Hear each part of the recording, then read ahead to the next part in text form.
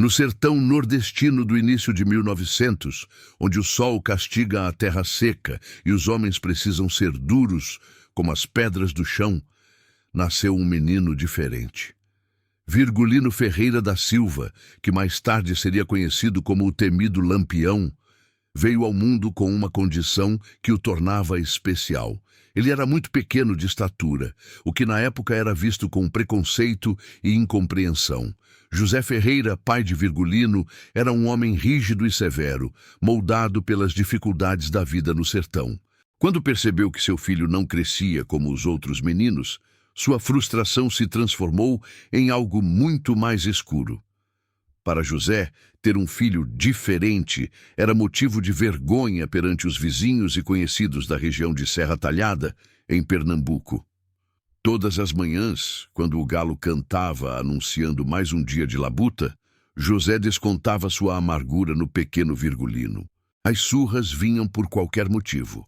Porque o menino não conseguia carregar os baldes d'água pesados, porque não alcançava as prateleiras altas, porque os outros garotos riam dele na feira da cidade. "Menino inútil!" gritava José, erguendo a mão pesada sobre o filho. "Como vou criar um homem que parece uma criança eterna? Que exemplo você vai dar para os seus irmãos?" Virgulino recebia cada golpe em silêncio, seus olhos pequenos brilhando com uma mistura de dor e algo que José não conseguia identificar, uma chama que crescia a cada humilhação. O menino aprendeu cedo que chorar só piorava a situação, então engolia as lágrimas e guardava cada ferida no coração. Maria Lopes, mãe de Virgulino, tentava interceder pelo filho, mas suas súplicas só aumentavam a ira de José. "Mulher, não se meta na educação do menino. É culpa sua ele ter nascido assim, com essa maldição." A família Ferreira tinha uma pequena propriedade onde criavam cabras e plantavam mandioca. Virgulino, apesar de sua baixa estatura, sempre mostrava uma inteligência aguçada e uma coragem que surpreendia a todos. Ele conhecia cada pedra, cada árvore, cada esconderijo daquela terra, como se fosse parte dela. Os irmãos de Virgulino, Antônio, Livino e Ezequiel, tinham estatura normal, e isso só intensificava o contraste que tanto incomodava José. Durante as refeições, o pai fazia questão de elogiar os outros filhos enquanto dirigia olhares de desprezo para Virgulino. "Vejam só o Antônio, já consegue dominar os cavalos bravos, e o Livino, que força tem para o trabalho da roça. Mas esse aí", dizia José, apontando para Virgulino com o dedo acusador, "parece que vai ficar criança para o resto da vida." O menino comia em silêncio, mastigando não apenas a comida, mas também a humilhação. Por dentro, algo fervia, uma sede de justiça que crescia dia após dia. Virgulino observava tudo ao seu redor com olhos atentos, aprendendo sobre as pessoas, sobre seus medos, suas fraquezas, suas vaidades. Nas noites frias do sertão, quando o vento soprava através das frestas da casa de taipa, Virgulino deitava em sua rede e planejava.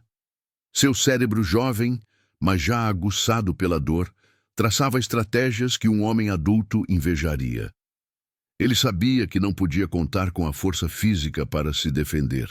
Então desenvolveu algo muito mais poderoso: a inteligência estratégica. Durante os dias, quando José saía para trabalhar na roça, Virgulino aproveitava para explorar os arredores da propriedade. Conhecia cada trilha, cada gruta, cada árvore que poderia servir de esconderijo ou ponto de observação. Essa familiaridade com o terreno se tornaria, anos depois, uma de suas maiores vantagens como líder cangaceiro.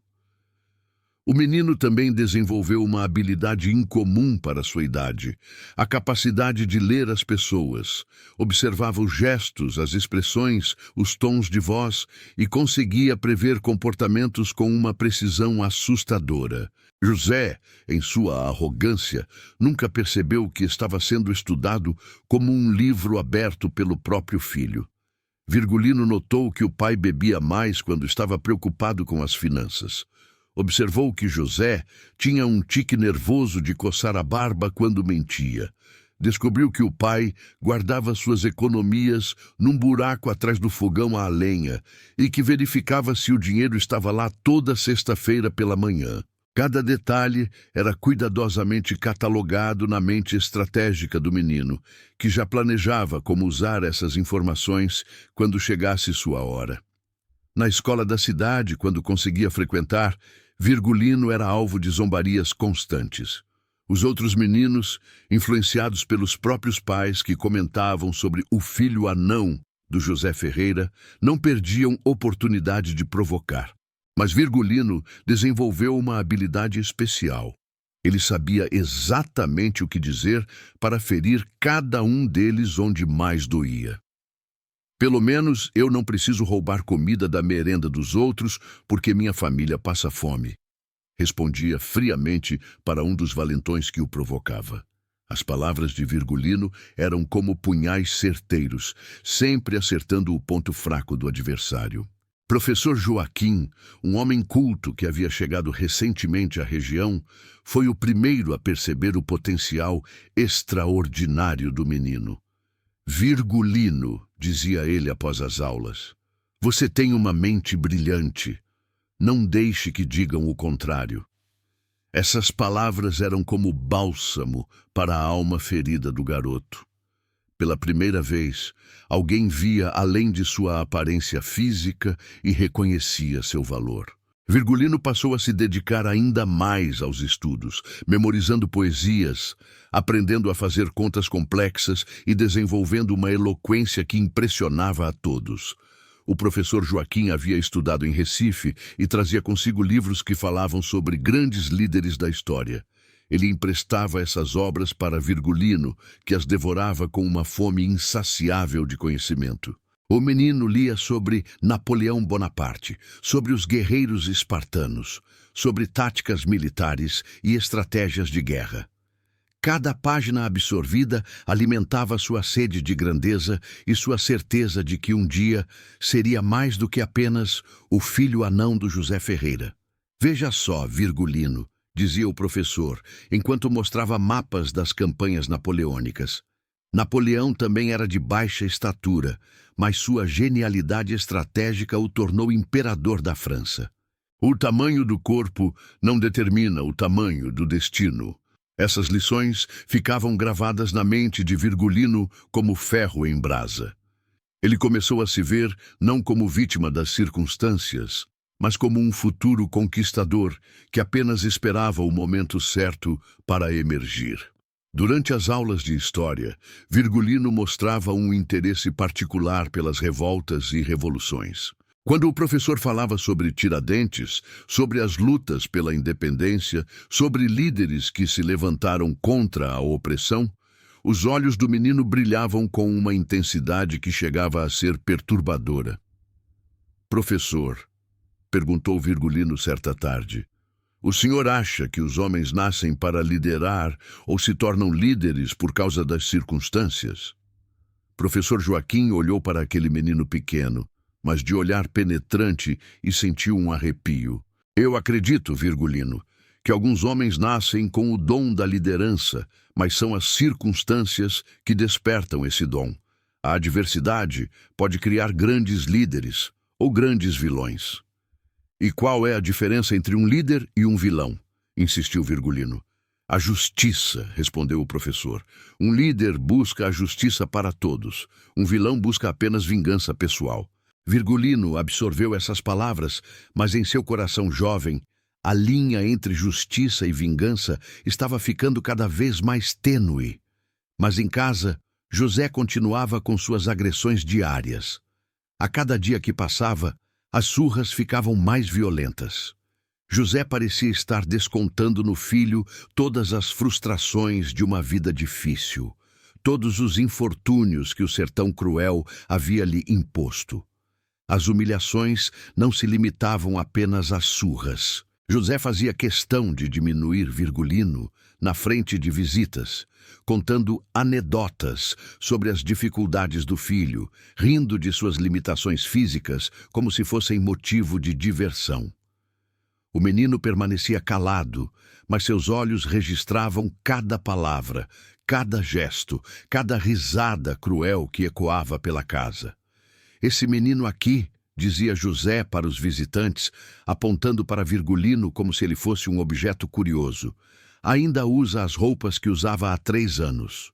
Não cresce nem se furar com alfinete, e gargalhava esperando que os outros fizessem o mesmo. Algumas visitas ficavam desconfortáveis com essas demonstrações públicas de crueldade, mas a maioria ria por educação ou por medo de contrariar José Ferreira, que tinha fama de homem violento na região. Virgulino aprendeu a sorrir nesses momentos, um sorriso gelado que escondia uma promessa de vingança. Ele sabia que cada humilhação pública seria cobrada com juros quando chegasse sua hora. Em sua mente, já estava compilando uma lista detalhada de todos aqueles que riram de sua desgraça. Certa noite, depois de uma dessas sessões de humilhação pública, Virgulino encontrou sua mãe chorando na cozinha. "Por que o papai me odeia tanto, mãe?" perguntou com a voz embargada. Maria abraçou o filho, sentindo o corpo pequeno e frágil tremendo de emoção contida. "Ele não te odeia, meu filho. Ele tem medo." "Medo de quê?" "Medo de que você seja mais forte do que ele imagina. Medo de que um dia você não precise mais dele." Essas palavras da mãe plantaram uma semente importante na mente de Virgulino. Pela primeira vez, ele percebeu que sua condição física não era apenas uma fonte de vergonha para o pai. Era também uma fonte de medo. E onde há medo, há poder. Certa tarde de agosto de 1909, quando Virgulino tinha cerca de 12 anos, aconteceu um episódio que marcaria para sempre sua vida. José havia bebido cachaça na feira da cidade e voltou para casa de humor ainda pior que o normal. Virgulino estava ajudando a mãe a preparar o jantar quando o pai chegou cambaleando. "Onde está aquele maldito anão?" berrou José, procurando pelo filho com os olhos injetados de ódio e álcool. "José, pelo amor de Deus, deixe o menino em paz hoje", implorou Maria, colocando-se entre o marido embriagado e o filho. "Sai da frente, mulher! Hoje eu vou ensinar uma lição que esse desgraçado nunca vai esquecer." José agarrou um pedaço de madeira grossa, do tipo usado para quebrar milho, e partiu para cima de Virgulino. O menino, desta vez, não ficou parado. Com agilidade surpreendente, esquivou-se do primeiro golpe e correu para o quintal. José o perseguiu, tropeçando e pragueando. "Volta aqui, seu covarde! Além de anão, é medroso!" Virgulino parou no meio do terreiro, sob a luz fraca da lua crescente, e pela primeira vez na vida encarou o pai de frente. Seus olhos pequenos brilhavam com uma determinação que fez José hesitar por um instante.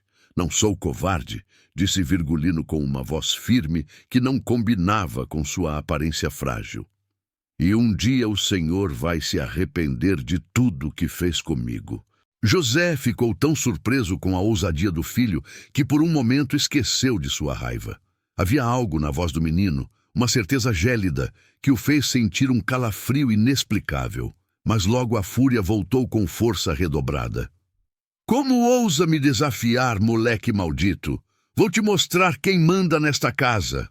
Dessa vez, a surra foi a pior de todas. José bateu tanto que Maria teve que chamar os vizinhos mais próximos para socorrer. Seu Benedito e Dona Rosa chegaram correndo e encontraram Virgulino caído no chão, sangrando e semiconsciente. "José, pelo amor de Deus, você vai matar esse menino!" gritou Dona Rosa, ajoelhando-se ao lado de Virgulino. "Ele que provocou, teve a coragem de me desafiar." Seu Benedito, homem respeitado na comunidade, encarou José com desaprovação. "José, isso não é educação, é covardia.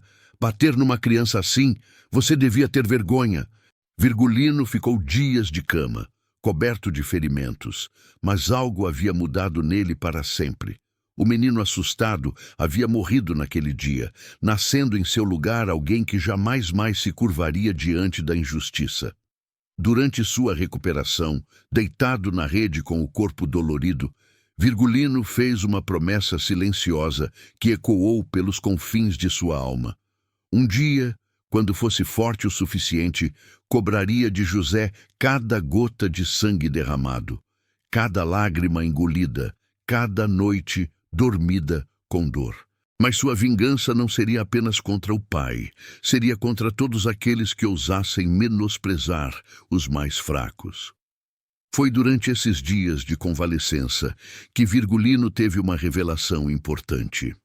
Dona Rosa, que vinha cuidar dele enquanto Maria trabalhava, contou-lhe histórias sobre seu avô paterno, Januário Ferreira, que havia sido um homem temido e respeitado na região. Seu avô, disse Dona Rosa enquanto cuidava dos ferimentos do menino, era pequeno de corpo como você, mas tinha o coração de um leão. Dizem que quando ele ficava bravo, até os homens grandes tremiam. Como assim, Dona Rosa? Januário não precisava de força física, meu filho. Ele tinha algo mais perigoso: inteligência e coragem. Quando alguém o desrespeitava, ele sempre encontrava um jeito de cobrar, e cobrava de uma forma que a pessoa nunca esquecia. Essas histórias sobre o avô se tornaram uma fonte de inspiração para Virgulino. Ele começou a se ver como herdeiro de uma linhagem de guerreiros, homens pequenos de corpo, mas grandes de espírito.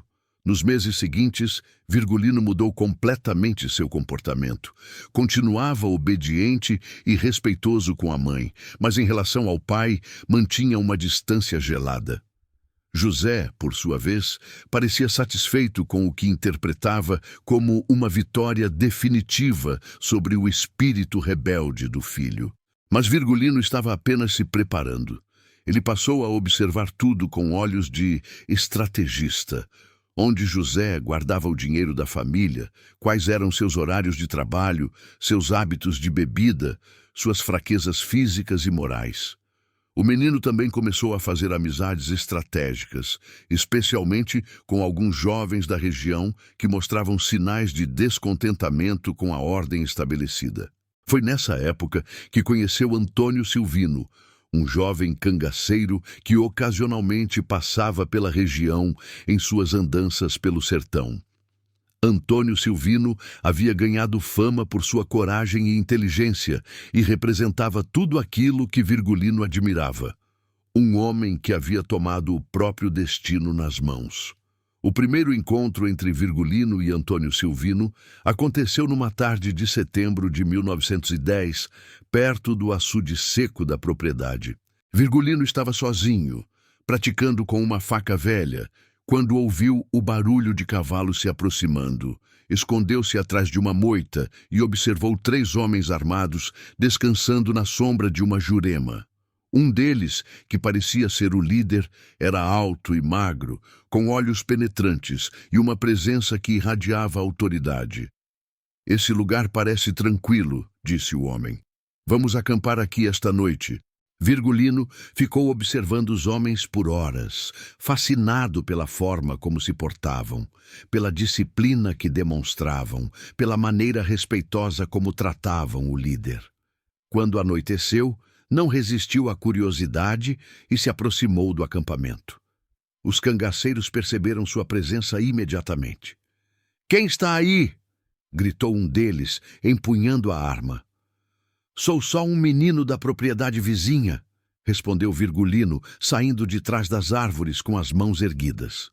Antônio Silvino olhou para aquele garoto pequeno e franzino, mas algo em seus olhos chamou sua atenção. "Aproxime-se, menino.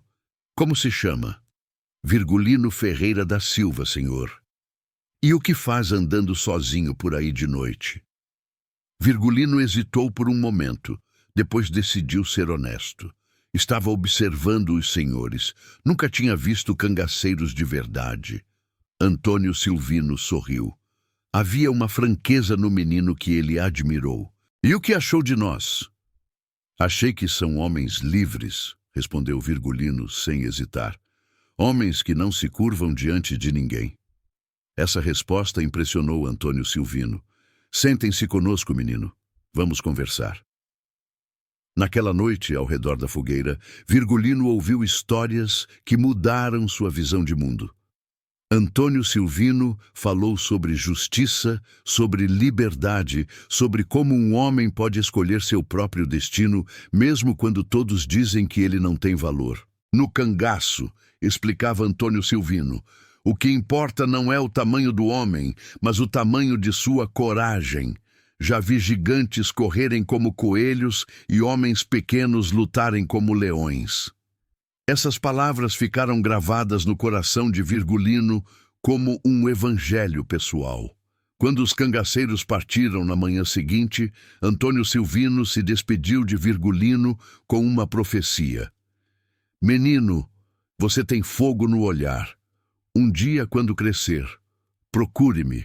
Tenho certeza de que faremos grandes coisas juntos. À noite, quando todos dormiam, Virgulino praticava com facas velhas que encontrava pelo sítio, treinando movimentos que havia visto, desenvolvendo uma agilidade e precisão que compensavam sua falta de força física bruta. Ele sabia que um dia precisaria dessas habilidades. As sessões de treinamento noturno se tornaram sua religião particular. Virgulino criou uma rotina rigorosa. Primeiro, exercícios de agilidade, pulando entre as pedras do quintal no escuro.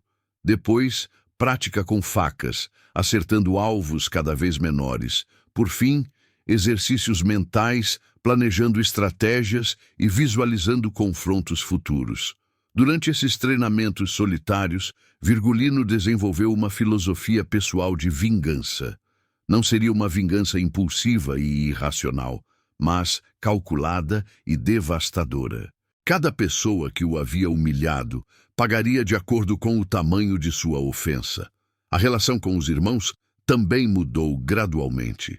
Antônio, Livino e Ezequiel começaram a perceber que havia algo diferente em Virgulino, algo que ia muito além de sua aparência física.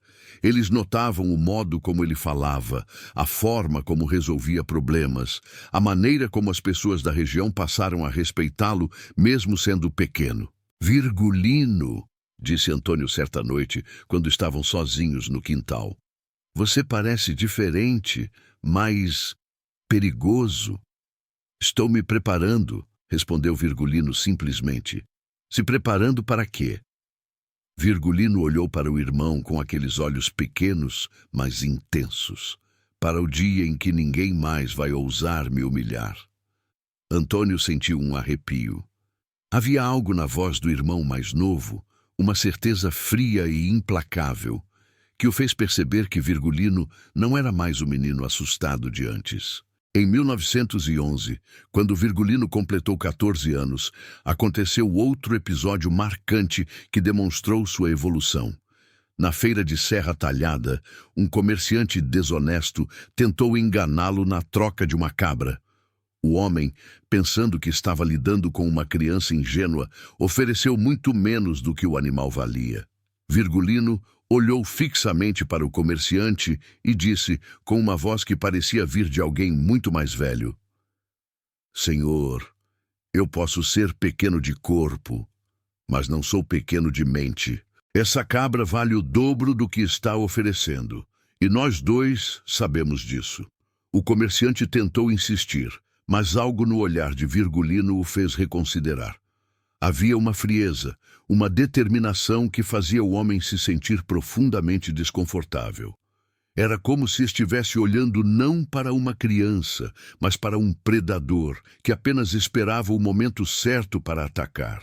Além disso, continuou Virgulino com um sorriso que não chegava aos olhos, eu sei que o senhor tem dívidas com seu Manuel da Venda e que sua mulher não sabe do dinheiro que perdeu no jogo na semana passada. Não seria interessante se essas informações chegassem aos ouvidos errados, não é mesmo? O comerciante empalideceu. Como aquele menino sabia de seus segredos? No final, pagou o preço justo, mas saiu da negociação com uma sensação estranha, como se tivesse escapado por pouco de algo muito perigoso. Esse episódio correu a cidade inteira em questão de dias. As pessoas começaram a comentar sobre o filho pequeno do José Ferreira, que, apesar da aparência, tinha uma personalidade impressionante e sabia coisas que não deveria saber. Aquele menino tem os olhos de um homem que já matou, comentava Dona Conceição, uma das fofoqueiras da cidade. Besteira, respondia seu Tomé. É ainda uma criança, mas concordo que tem algo nele que não é comum. Parece que enxerga a alma das pessoas. José, ao saber dos comentários, ficou dividido entre o orgulho e a preocupação. Por um lado, sentia-se satisfeito por seu filho estar ganhando respeito na comunidade. Por outro, temia que Virgulino estivesse ficando esperto demais e que isso pudesse trazer problemas para a família. As surras continuaram, mas agora com menos frequência. José percebia que algo havia mudado na dinâmica entre eles, embora não soubesse exatamente o quê. Virgulino continuava obediente, mas havia uma qualidade em sua obediência que não existia antes. Era como se ele estivesse apenas esperando o momento certo. Havia também mudanças sutis no comportamento de Virgulino, que deixavam José inquieto. O menino não baixava mais os olhos quando era repreendido.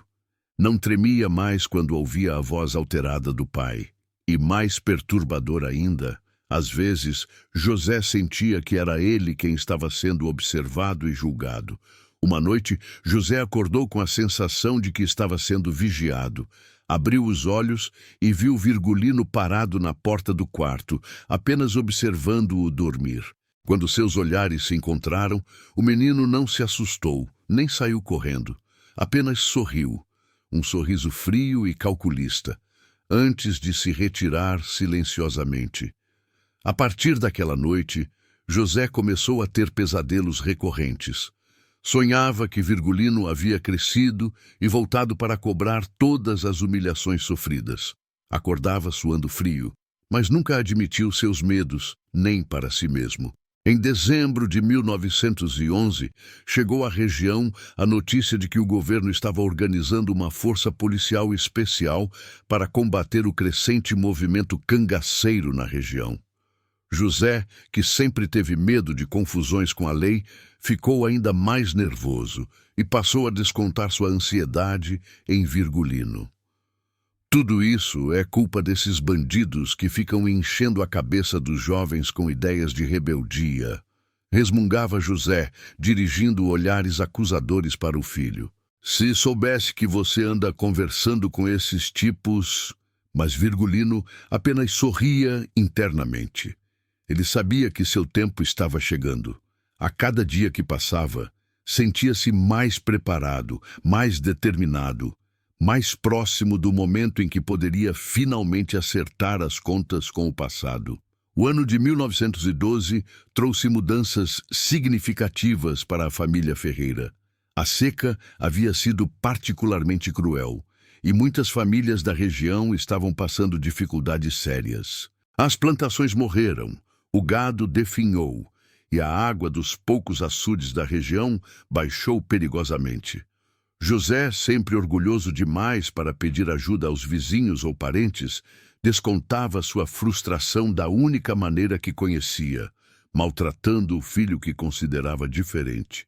As surras se tornaram mais frequentes novamente, alimentadas pela irritação constante e pela sensação de impotência diante das adversidades. Mas Virgulino não era mais o menino assustado de antes. Aos 15 anos, embora ainda pequeno de estatura, havia desenvolvido uma força interior que impressionava a todos que o conheciam. Sua reputação de inteligência e coragem havia se espalhado por toda a região, e muitos jovens começaram a procurá-lo em busca de conselhos e liderança. Foi nessa época que começou a formar seu primeiro grupo de seguidores. Não eram ainda cangaceiros, mas jovens descontentes com a vida que levavam, inspirados pela personalidade magnética de Virgulino. Eles se reuniam nas noites de lua nova, longe dos olhares curiosos, para ouvir as histórias que Virgulino contava sobre justiça, coragem e vingança. Um dia, dizia Virgulino para seus seguidores, com os olhos brilhando à luz das estrelas, vamos mostrar a este sertão que os oprimidos podem se tornar os opressores, que aqueles que hoje humilham os fracos vão aprender o que é sentir medo. Seus seguidores ouviam em silêncio religioso, sabendo que estavam na presença de alguém destinado à grandeza. A transformação de Virgulino não passou despercebida por Maria, sua mãe. Ela observava o filho com uma mistura de orgulho e preocupação, percebendo que o menino doce e obediente estava se tornando algo muito mais complexo e potencialmente perigoso. "Meu filho", disse ela numa noite, quando estavam sozinhos preparando a ceia, "eu vejo que você está mudando. Só peço que não deixe a raiva consumir seu coração completamente." Virgulino olhou para a mãe com ternura, mostrando pela primeira vez em meses um vestígio do menino que havia sido. "Mãe", respondeu ele suavemente, segurando as mãos calejadas dela entre as suas, "a raiva não está consumindo meu coração. Ela está forjando minha alma, como o ferro é forjado no fogo, e quando eu estiver pronto, todos que fizeram o mal vão pagar. Mas prometo que nunca farei nada que traga desonra ao seu nome." Maria sentiu um arrepio percorrer sua espinha. Havia algo na voz do filho, uma certeza fria e implacável, que a fez perceber que seu menino havia se transformado em algo que ela não reconhecia mais completamente. Naquela mesma semana, aconteceu o incidente que aceleraria definitivamente os planos de vingança de Virgulino. José, embriagado após uma discussão sobre dinheiro com um vizinho, chegou em casa numa fúria incontrolável. Virgulino estava ajudando a mãe a costurar quando o pai irrompeu pela porta. "Cadê aquele maldito?" gritou José, cambaleando. "Hoje eu vou acabar com essa vergonha de uma vez por todas." Desta vez, porém, Virgulino não correu. Permaneceu sentado, costurando calmamente, como se o pai bêbado não representasse qualquer ameaça. "Está ouvindo o que eu estou falando, seu anão maldito?" Virgulino ergueu os olhos lentamente, e José viu algo naquele olhar que o fez hesitar. Não era medo, era uma frieza calculista que gelou o sangue do homem. "Estou ouvindo perfeitamente", disse Virgulino com uma voz calma. "Mas se encostar um dedo em mim hoje, vai se arrepender pelo resto da vida." A ameaça, dita com tanta tranquilidade por uma criança de 15 anos, deixou José momentaneamente sem reação. Mas a embriaguez logo prevaleceu sobre o instinto de autopreservação. "Você vai ver quem manda nesta casa." José avançou para cima do filho, mas Virgulino estava preparado. Com um movimento fluido que surpreendeu a todos, o menino se esquivou e, usando a própria força do pai contra ele, fez com que José tropeçasse e caísse pesadamente no chão. Por um momento, houve silêncio total na casa. José olhou para cima, incrédulo, vendo o filho pequeno de pé ao seu lado completamente calmo. "Da próxima vez", disse Virgulino com uma voz que parecia vir de um homem muito mais velho, "pense 2 vezes antes de me atacar. As coisas mudaram e o senhor ainda não percebeu." José se levantou lentamente, percebendo que algo fundamental havia mudado para sempre na dinâmica familiar. O menino que ele costumava espancar havia se transformado em alguém que não tinha mais medo dele. O ano de 1913 marcou o início da transformação definitiva de Virgulino Ferreira da Silva no homem que entraria para a história como Lampião. Aos 16 anos, ele não era mais o menino assustado que apanhava calado do pai. Em seu lugar, havia surgido um jovem calculista, inteligente e perigosamente determinado a cobrar cada humilhação sofrida. A mudança na dinâmica familiar após o confronto com José foi apenas o começo. Virgulino percebeu que seu pai, apesar de ainda tentar manter a autoridade, agora o temia. Esse medo era como música para os ouvidos do jovem, que havia aprendido desde cedo que o medo era a moeda mais valiosa no sertão. Durante os primeiros meses de 1913, Virgulino passou a sair de casa com mais frequência, sempre com a desculpa de ajudar vizinhos ou buscar trabalho nas fazendas próximas. Na verdade, estava construindo sua rede de contatos e planejando meticulosamente sua vingança contra todos aqueles que o haviam humilhado ao longo dos anos. As primeiras pessoas de sua lista eram aqueles comerciantes da feira que sempre riam quando o viam, fazendo comentários maldosos sobre sua estatura. Virgulino havia memorizado cada nome, cada rosto, cada palavra cruel pronunciada em sua presença. Sua primeira vítima foi Coronel Saturnino, um fazendeiro rico da região que havia rido publicamente dele numa feira, chamando-o de aberração da natureza, na frente de dezenas de pessoas. Aquele dia ficou gravado na memória de Virgulino como ferro em brasa. O coronel havia apontado para ele e gritado para que todos ouvissem: "Vejam só essa criatura! Parece que Deus esqueceu de terminar de fazer este aqui." A multidão havia rido. E Virgulino, então com apenas 13 anos, havia corrido para casa chorando de humilhação. Mas agora, 3 anos depois, chegara a hora do acerto de contas. Coronel Saturnino tinha o hábito de viajar sozinho nas quintas-feiras para fiscalizar suas propriedades mais distantes. Virgulino estudou essa rotina durante semanas, observando cada detalhe do trajeto, os horários exatos, os pontos mais isolados da estrada, as pedras onde podia se esconder, as árvores que ofereciam melhor cobertura. Numa quinta-feira de março de 1913, antes mesmo do sol nascer completamente, Virgulino já estava posicionado numa curva da estrada onde sabia que o coronel passaria.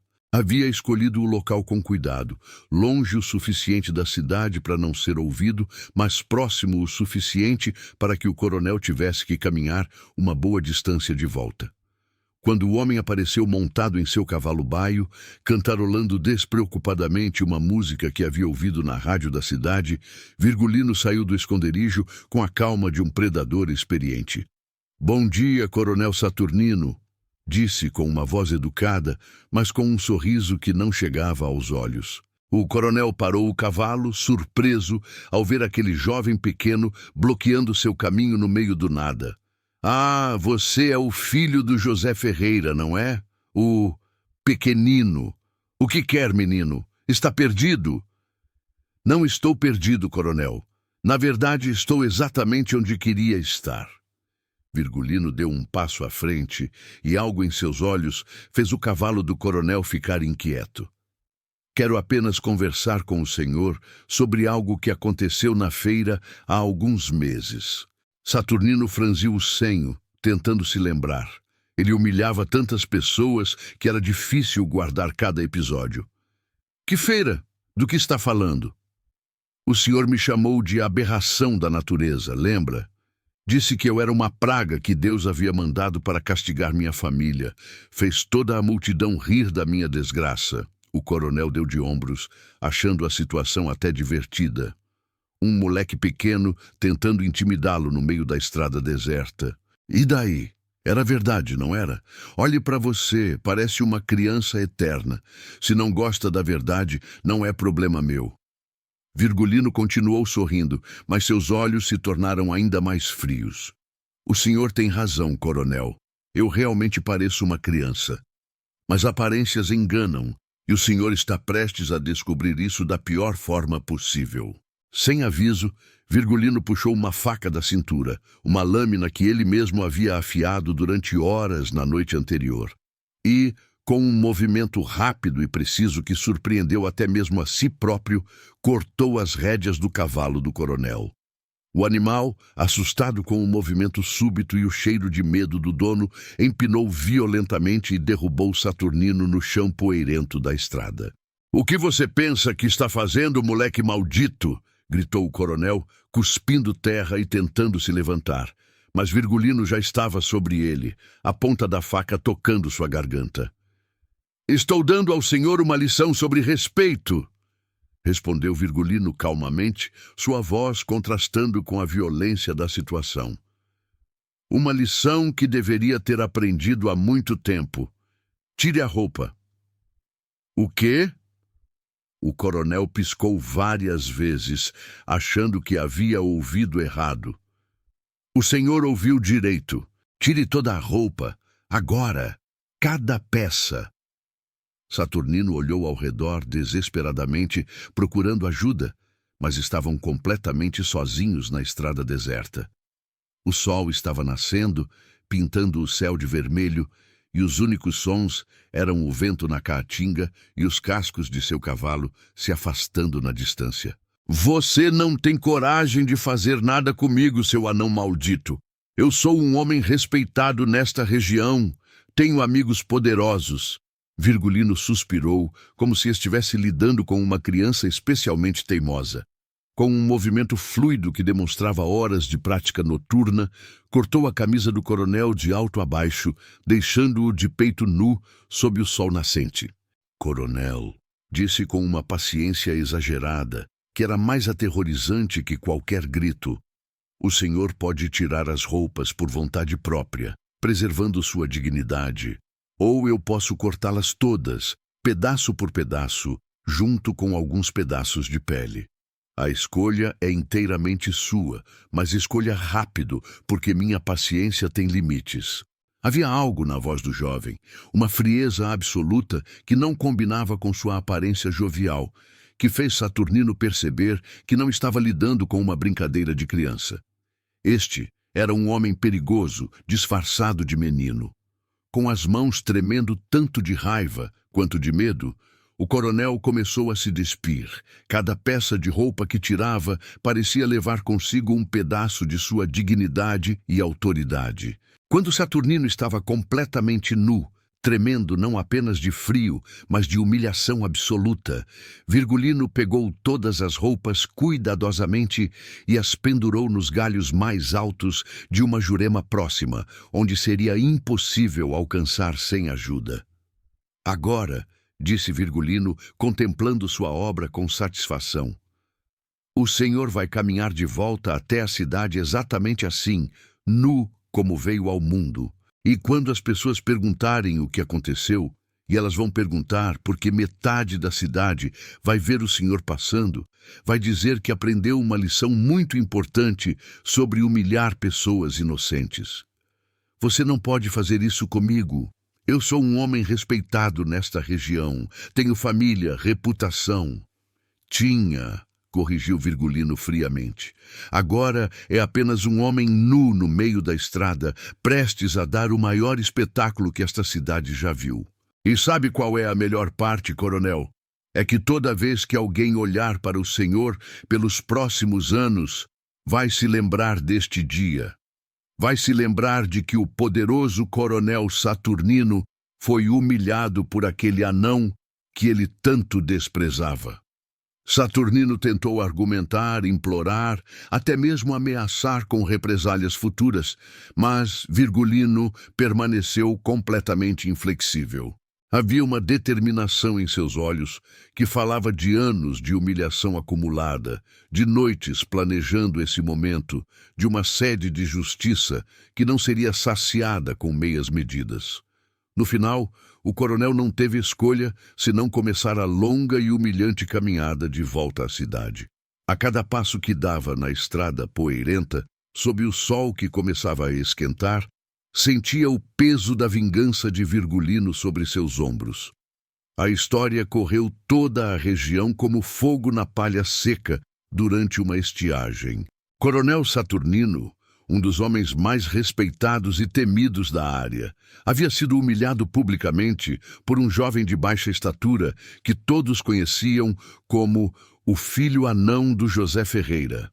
A partir daquele dia, ninguém mais ousou zombar publicamente de Virgulino. Pelo contrário, quando ele passava pelas ruas, as pessoas baixavam os olhos com respeito e um pouco de medo. Mas essa foi apenas a primeira de muitas vinganças meticulosamente planejadas que ele executaria. Sua próxima vítima foi professor Antônio, que havia substituído o bondoso professor Joaquim na escola da cidade.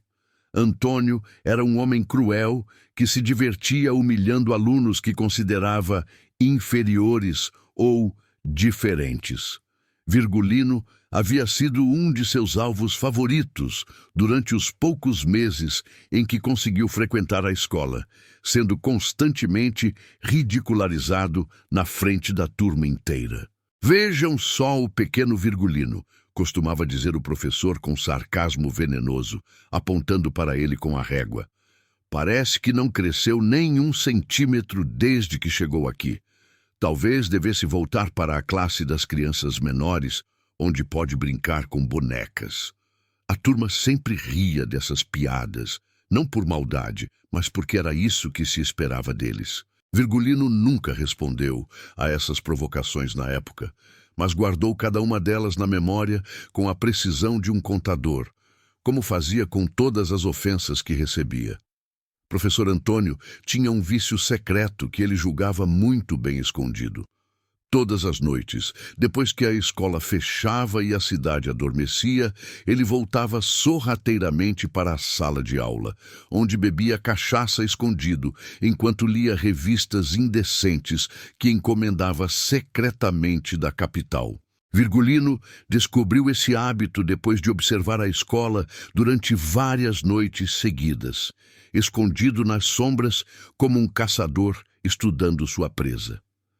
Numa terça-feira de abril, quando a lua estava nova e a escuridão era completa, Virgulino esperou até que o professor estivesse bem embriagado.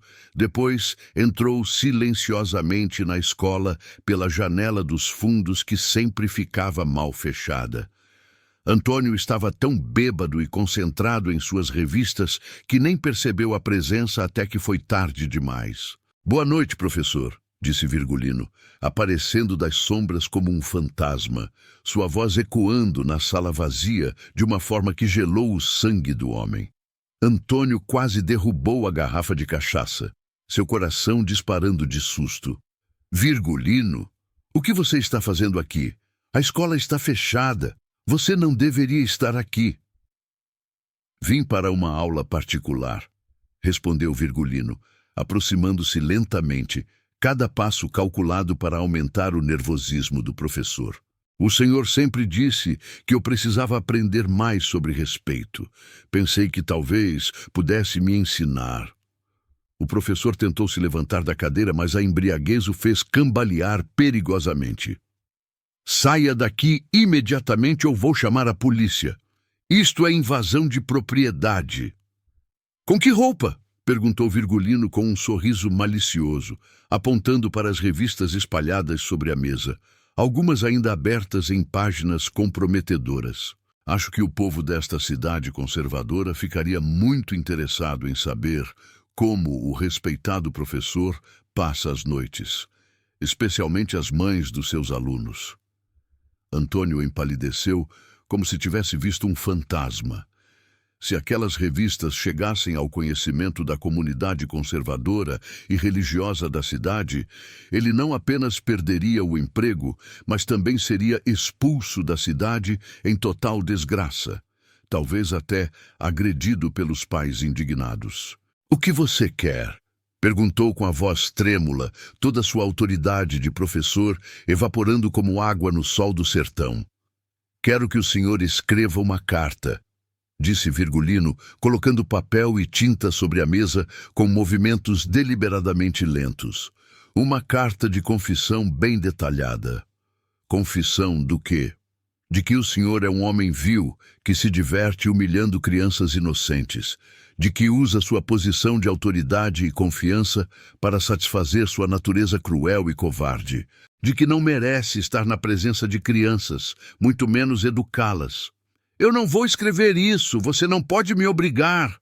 Virgulino suspirou teatralmente, pegou uma das revistas mais comprometedoras e começou a folheá-la lentamente, como se estivesse avaliando seu conteúdo.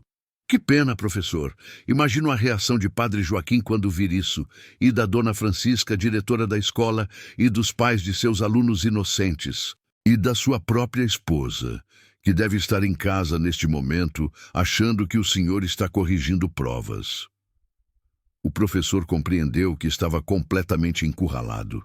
Não havia saída, não havia negociação possível.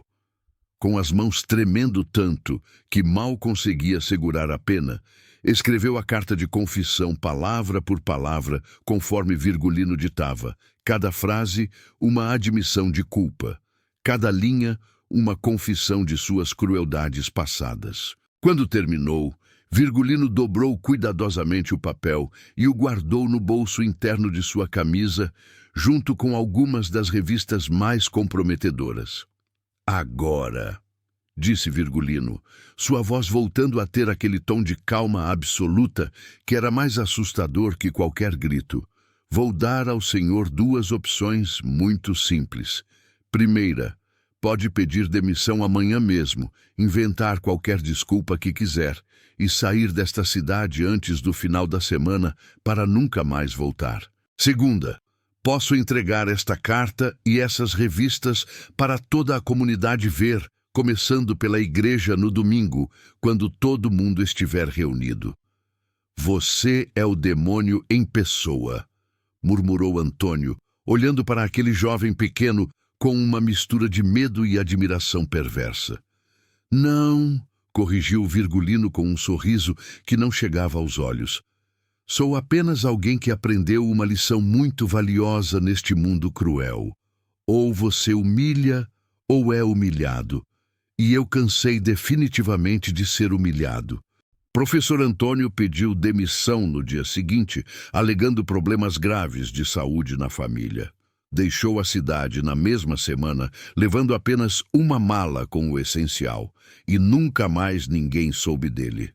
A carta de confissão ficou guardada com Virgulino como troféu de sua vingança, uma lembrança de que mesmo os mais poderosos podiam ser derrubados pelos mais pequenos. Enquanto executava essas vinganças individuais contra aqueles que o haviam humilhado, Virgulino também estava construindo algo muito maior e mais ambicioso.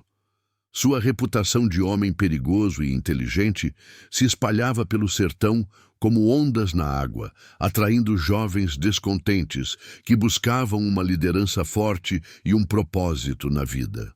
Foi assim que conheceu José Baiano, um jovem de 20 anos que havia sido expulso de casa pelo pai autoritário por se recusar a aceitar um casamento arranjado com uma prima que ele desprezava.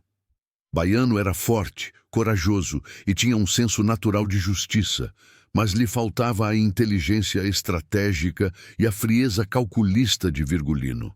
Ouvi falar que você é o jovem que humilhou o coronel Saturnino, disse Baiano quando se apresentou a Virgulino numa feira da cidade, sua voz carregada de admiração e curiosidade. As notícias correm rápido neste sertão, respondeu Virgulino, estudando o rapaz com seus olhos penetrantes, avaliando sua força, sua postura, sua sinceridade. Gostaria de me juntar a você. Cansei de ser pisoteado pelos poderosos, pelos coronéis, pelos homens que acham que podem fazer o que querem com os mais fracos só porque têm dinheiro ou influência. Virgulino sorriu, reconhecendo em Baiano um espírito kindred. Estava começando a formar seu primeiro grupo de cangaceiros verdadeiros. Nos meses seguintes, outros jovens descontentes se juntaram a eles, cada um trazendo suas próprias habilidades e suas próprias razões para abraçar a vida fora da lei. Manuel Campos, conhecido como Candeeiro por sua habilidade extraordinária em fazer fogo mesmo na chuva mais forte, usando apenas pedras e gravetos molhados. Antônio Silva, apelidado de Moita Brava, por sua coragem descomunal em combate e sua tendência de atacar inimigos muito superiores em número. E João Batista, chamado de Jararaca, por sua agilidade felina e seu veneno nas palavras, capaz de destruir a moral de um inimigo apenas com insultos bem colocados. Virgulino se tornou naturalmente o líder inquestionável do grupo, não apenas por sua inteligência superior, mas também pela forma única como conseguia inspirar lealdade absoluta e medo reverencial ao mesmo tempo. Ele tinha uma capacidade quase sobrenatural de fazer cada homem se sentir valorizado e importante. enquanto deixava perfeitamente claro que qualquer traição seria punida de forma terrível e memorável. O grupo começou pequeno, fazendo o que eles chamavam de justiça própria contra pequenos tiranos locais, comerciantes desonestos que enganavam os pobres e autoridades corruptas que abusavam de seu poder. Sempre agiam de forma meticulosamente calculada, nunca matando sem absoluta necessidade, mas sempre deixando claro que não deveriam ser subestimados ou provocados. Cada ação era planejada com precisão militar. Virgulino estudava seus alvos durante semanas, aprendendo seus hábitos, suas fraquezas, seus medos. Ele sabia que a diferença entre sucesso e morte no cangaço estava nos detalhes, na preparação, na capacidade de prever e se adaptar. A transformação de Virgulino em líder cangaceiro não passou despercebida por sua família, especialmente por Maria, sua mãe, que possuía a intuição aguçada das mulheres do sertão.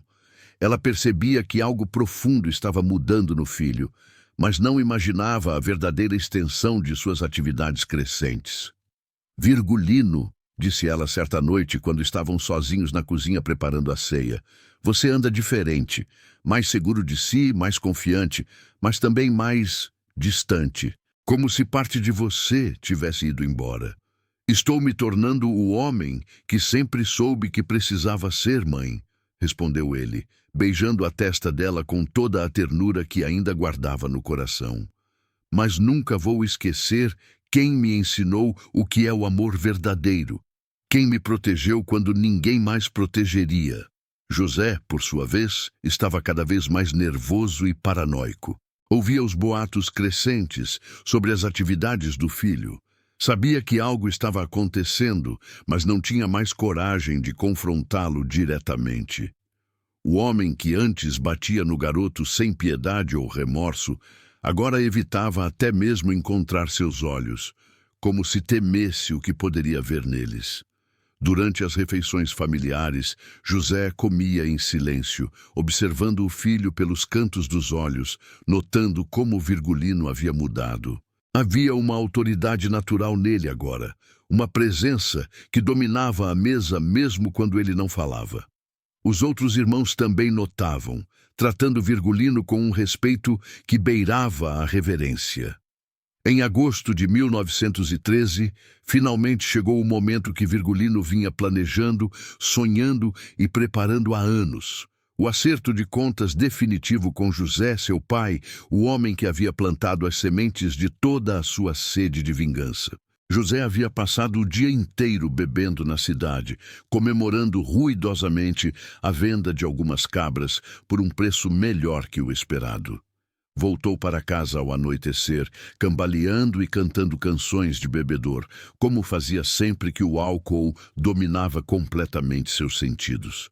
Virgulino estava esperando por ele no terreiro da casa, sentado calmamente numa pedra grande que sempre ficava ali, afiando metodicamente uma faca com uma pedra de amolar. A imagem era profundamente perturbadora. Um jovem aparentemente frágil e pequeno, mas com um ar de autoridade absoluta que emanava dele como o calor de uma fogueira, preparando uma lâmina que brilhava sob a luz fraca da lua crescente. "Boa noite, pai", disse Virgulino, sem erguer os olhos da lâmina, sua voz ecoando pelo terreiro silencioso. José parou abruptamente, subitamente mais sóbrio que havia estado em horas. Havia algo na cena, na postura do filho, no som metálico da lâmina sendo afiada, que despertou todos os seus instintos mais primitivos de autopreservação. "Virgulino, o que você está fazendo aí no escuro? Por que não está dormindo?" "Esperando pelo senhor, é claro. Precisamos ter uma conversa muito importante, uma conversa que venho adiando há tempo demais." "Conversar sobre o quê?" A voz de José começou a tremer, embora ele tentasse manter um tom de autoridade paterna. Virgulino finalmente ergueu os olhos da lâmina, e José viu neles uma frieza que o fez tremer até os ossos. "Sobre os últimos 16 anos da minha vida, sobre cada surra, cada humilhação, cada palavra cruel que o Senhor direcionou a mim. José tentou desesperadamente assumir a autoridade paterna que sempre exercera, mas sua voz saiu trêmula e insegura. Menino, você esqueceu com quem está falando? Eu sou seu pai. Não, pai. Pela primeira vez na minha vida, sei exatamente com quem estou falando. Virgulino se levantou lentamente, guardando a faca na cintura, com um movimento fluido que demonstrava prática. Estou falando com um covarde que passou anos e anos espancando uma criança completamente indefesa. Como ousa me desrespeitar desta forma? Desrespeito? Virgulino riu, mas era um riso completamente sem alegria, um som que fez José recuar instintivamente. O senhor quer falar sobre desrespeito? Que tal falarmos sobre um pai que chamava o próprio filho de aberração da natureza? Que batia nele todos os dias por algo que ele jamais poderia controlar, que se divertia humilhando-o na frente de estranhos? José deu um passo para trás, percebendo com crescente horror que a situação havia saído completamente de seu controle. Eu só queria que você fosse forte, que fosse um homem de verdade. E olha só o resultado, disse Virgulino, abrindo os braços teatralmente. Conseguiu exatamente o que queria. Eu me tornei muito, muito forte. Mais forte do que o senhor jamais imaginou em seus pesadelos mais selvagens. Foi então que José notou o movimento nas sombras ao redor do terreiro. Outros homens estavam ali, figuras escuras, observando silenciosamente da periferia da luz da lua. Os cangaceiros de Virgulino haviam cercado completamente a propriedade, cortando qualquer possibilidade de fuga. Meu Deus santo, murmurou José, a realidade da situação finalmente penetrando através da névoa do álcool. O que você se tornou? Me tornei exatamente aquilo que o senhor criou com suas próprias mãos, respondeu Virgulino, sua voz carregada de uma certeza absoluta. Um homem que não tolera injustiças. Um homem que cobra cada dívida, cada humilhação, cada gota de sangue derramado injustamente. José caiu de joelhos no chão poeirento, finalmente compreendendo a verdadeira extensão de sua situação desesperadora. Virgulino, eu sou seu pai, sangue do seu sangue. Era, corrigiu Virgulino friamente. Agora é apenas mais um homem que me deve uma explicação muito detalhada, uma prestação de contas por anos de crueldade. O jovem líder cangaceiro começou a caminhar lentamente ao redor do pai ajoelhado, como um predador circulando sua presa ferida, cada passo calculado para aumentar o terror do homem. Durante todos esses anos, disse Virgulino, sua voz baixa, mas perfeitamente audível no silêncio da noite, eu planejei este momento exato. Imaginei 1000 formas diferentes de me vingar. Algumas envolviam dor física terrível, outras, humilhação pública completa. Algumas até envolviam uma morte lenta e agonizante. José começou a chorar. Lágrimas de terror escorrendo por seu rosto sujo, percebendo que estava completamente à mercê do filho que havia torturado durante anos. Mas sabe o que descobri durante todo esse tempo de planejamento? Continuou Virgulino, parando na frente do pai. Descobri que a vingança mais cruel, mais devastadora que posso ter, é simplesmente deixar que o Senhor viva, sabendo que criou com suas próprias mãos cruéis seu próprio algoz. Que todo dia, pelo resto da sua vida miserável, vai olhar no espelho e saber que foi diretamente responsável por transformar seu filho no homem que o mundo inteiro vai aprender a temer. Virgulino parou na frente do pai e se agachou, ficando exatamente na altura dos olhos dele, forçando José a encará-lo diretamente. A partir desta noite, disse com uma calma aterrorizante, o Senhor vai viver com medo. Medo constante de que eu volte. Medo de que eu mude de ideia sobre poupá-lo. Medo de que cada sombra na noite seja eu voltando para cobrar o que ainda me deve. Medo de que cada barulho estranho seja meus homens cercando a casa. Virgulino, pelo amor de Deus misericordioso. Deus? Virgulino sorriu com uma frieza que fez José estremecer. Se Deus realmente existisse e se importasse com a justiça, teria impedido que um pai torturasse o próprio filho durante anos sem fim. Não, pai. Aqui neste terreiro só existimos eu e o Senhor, e a justiça que eu pessoalmente decidi fazer.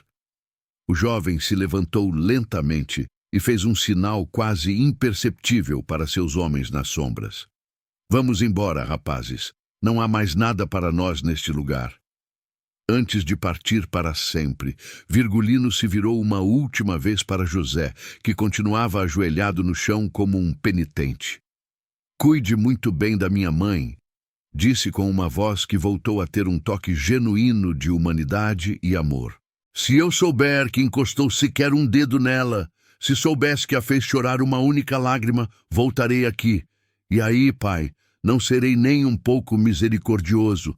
Aí a conversa será bem diferente. E assim, naquela noite memorável de agosto de 1913, Virgulino Ferreira da Silva deixou para sempre a casa onde havia sofrido tantas humilhações inimagináveis.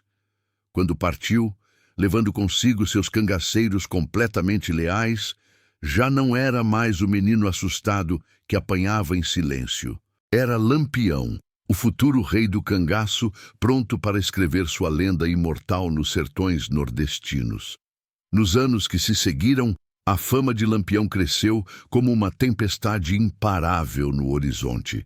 Suas histórias corriam de boca em boca pelos sertões infinitos, sempre crescendo e ganhando novos detalhes épicos. Diziam que ele era um homem pequeno de corpo, mas gigante de coragem e inteligência. Que seus olhos penetrantes conseguiam ver através das almas dos homens, descobrindo seus segredos mais íntimos. Que sua vingança era cruel quando necessário, mas sempre, sempre justa. Os ricos e poderosos tremiam quando ouviam seu nome. Os pobres e oprimidos sussurravam suas histórias com admiração e esperança. Lampião havia se tornado mais que um homem. Havia se tornado um símbolo, uma lenda viva que provava que os pequenos podiam derrotar os grandes, que os humilhados podiam se erguer e se vingar. José Ferreira nunca mais foi o mesmo homem depois daquela noite transformadora. Tornou-se uma figura quebrada e patética, sempre olhando nervosamente por sobre o ombro, sempre esperando que o filho voltasse para completar sua vingança prometida. Parou completamente de beber, passou a tratar Maria com delicadeza extrema e vivia atormentado por pesadelos onde Virgulino voltava para acertar as contas finais. Morreu anos depois. Alguns diziam que de medo puro, outros que de remorso insuportável. Mas todos concordavam que suas últimas palavras foram uma súplica de perdão direcionada ao filho que havia transformado em seu próprio pesadelo. Maria viveu o resto de seus dias com uma mistura complexa de sentimentos. Orgulho imenso porque seu filho havia se tornado o homem mais respeitado e temido de todo o sertão. E preocupação constante porque sabia que um dia essa mesma fama poderia ser sua perdição final.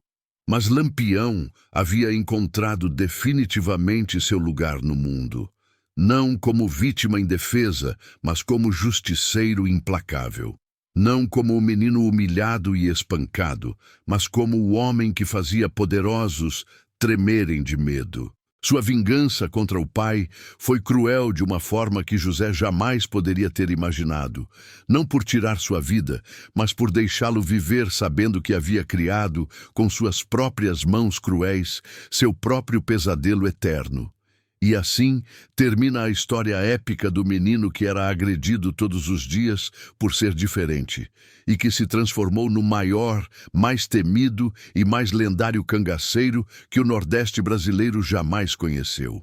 Virgulino morreu naquele terreiro poeirento, Mas das cinzas de sua humilhação nasceu Lampião, provando de uma vez por todas que às vezes a maior vingança não é destruir fisicamente seus inimigos, mas se tornar tão poderoso, tão temido, tão lendário, que eles passem o resto de suas vidas miseráveis, se arrependendo amargamente de terem subestimado você.